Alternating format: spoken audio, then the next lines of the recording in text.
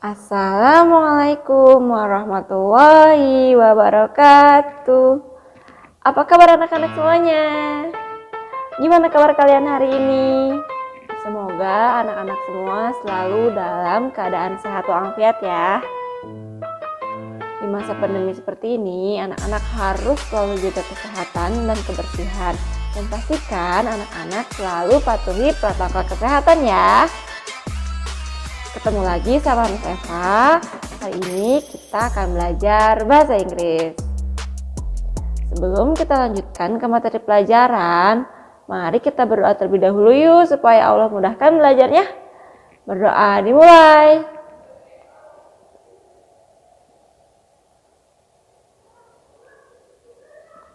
Berdoa selesai. Hari ini kita akan belajar tentang uncountable noun. Nah, pada pertemuan minggu lalu, Miss Eva kan sudah menjelaskan tentang countable noun. Nah, pada pertemuan kali ini yaitu tentang uncountable noun. Nah, masih ingat nggak definisi uncountable noun itu apa? Ya, benda yang tidak bisa dihitung. Nah, kalau benda yang nggak bisa dihitung, anak-anak taunya apa aja? Ayo coba sebutin benda apa aja yang nggak bisa dihitung. Apa coba? Yang pertama misalkan beras ya. Ada yang mau ngitung nggak beras satu persatu per butir? Ada yang mau nggak? Enggak kan? Nah, beras itu tergolong ke dalam benda yang uncountable. Kemudian apalagi benda yang nggak bisa dihitung? Ayo. Ya apa? Air, betul. Minyak, gula, susu. Wah, ada banyak ya. Nah, untuk lebih jelasnya, Miss Eva akan jelaskan tentang uncountable noun pada video berikut ini. Check it out. Baiklah anak-anak, coba sekarang perhatikan pada kolom berwarna pink ini yang membahas tentang uncountable nouns. Di sini jelas dikatakan kalau benda yang tidak bisa dihitung ini bentuknya tidak akan bisa menjadi jamak ya. Dia hanya menjadi benda tunggal saja, meskipun jumlahnya ada banyak. Contohnya butter, mentega. Mau menteganya ini jumlahnya banyak atau sedikit, tetap aja butter, nggak akan jadi butters ya. Nggak akan ditambahin S di akhir kata bendanya ya. Tidak seperti pada benda yang countable. Kalau dia ada lebih dari satu bendanya, kalau ada banyak pasti ditambahkan S di belakang kata bendanya. Tapi ini nggak berlaku untuk benda yang uncountable.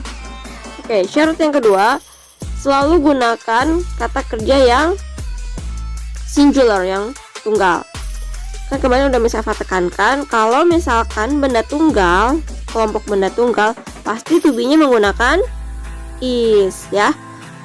Jadi yang uncountable nouns ini kalau nanti ketemu kata kerja, dia juga menggunakan aturan yang benda tunggal ya, kata kerja yang digunakannya. Oke, sekarang masuk ke syarat yang ketiga. Uncountable nouns ini tidak bisa menggunakan artikel an atau angka di depan kata bendanya ya. Jadi kalau misalkan a rice, sebuah nasi, atau two rice, nggak boleh, nggak bisa ya, karena dia punya takaran sendiri untuk setiap kata benda. Jadi nanti kalau misalkan nasi kan pakainya sepiring nasi kayak gitu. Kalau misalkan gula berarti sesendok gula atau setoples gula kayak gitu ya. Oke, sekarang anak-anak perhatikan lagi kolom berwarna ungu ini ya. Di sini ada daftar benda apa saja yang tergolong uncountable ya. Yang pertama ini ada abstract ideas yang nggak bisa disentuh. Di situ contohnya ada love, ada cinta, ada freedom, kebebasan, education, pendidikan, ada luck, keberuntungan, ada help, bantuan. Nah, itu kan sesuatu yang nggak bisa ditakar ya. Makanya dia tergolong pada uncountable nouns. Yang kedua yaitu liquids or gases ya, cairan atau gas. Ya, ini jelas nggak bisa dihitung satuan. Dia punya takaran sendiri. Contohnya ada water, air, milk, susu. Terus ada yang lain lagi ya, di situ ada oil, minyak, coffee, kopi, kemudian ada soup, kemudian ada air ini udara. Selanjutnya ada yaitu yang ketiga made of smaller parts, benda-benda halus yang kecil. Contohnya sugar, gula, ada rice, beras, ada salt, garam, sand, pasir, terus ada flour, terigu, dan masih banyak lagi. Nanti anak-anak cari tahu sendiri artinya ya, pakai kamus atau Google Translate. Kemudian yang keempat ada yang tergolong countable nouns itu ada materials ya, material asli yang masih berbentuk kayu ya, wood. Kemudian glass, kaca, paper, kertas. Kemudian ada gold, emas, silver. Kemudian ice, terus ada iron ya, atau metal, logam. Setelah itu ada cotton, kapas, dan masih banyak lagi ya. Kemudian yang kelima yaitu some foods, beberapa makanan yang perlu dipotong untuk menjadi bagian-bagian yang kecil. Contohnya ada roti, bread, kemudian fish, ikan, ada cheese, keju, kemudian chocolate, meat, daging, dan masih banyak lagi ya jenis-jenis makanan yang tergolong menjadi uncountable nouns. Kemudian yang terakhir yaitu yang tergolong menjadi uncountable nouns yaitu furniture, perabotan, kemudian ada advice, nasihat, ada work. Work di sini artinya bukan kerja ya, tapi artinya karya. Benda-benda berikut tadi tergolong menjadi uncountable nouns untuk konteks bahasa Inggris. Selanjutnya yaitu pemilihan kata untuk takaran suatu benda yang liquid atau yang beberapa bentuk makanan ya. Nah, contohnya di sini ada a glass of water, a glass of milk, a glass of soda, segelas susu, segelas air. Nah, karena dia uncountable berarti takarannya menggunakan gelas ya, si air ini, kemudian susu, soda. Nah, selanjutnya ada a bowl of cereal, semangkuk sereal, a bowl of soup, semangkok sup.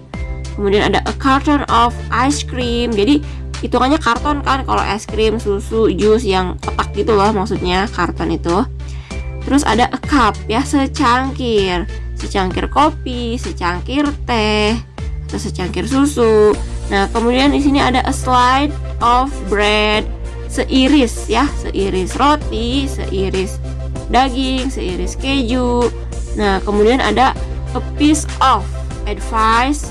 Maksudnya di sini artinya sebuah nasihat gitu ya, bukan sepotong nasihat gitu. Nah, terus ada a piece of furniture, sebuah perabotan. Oke, lanjut ada a bag of sugar ya, sekantung gula. A bag of flour, sekantung terigu. Kemudian ada a bar of chocolate, sebatang coklat. A bar of gold, sebatang emas.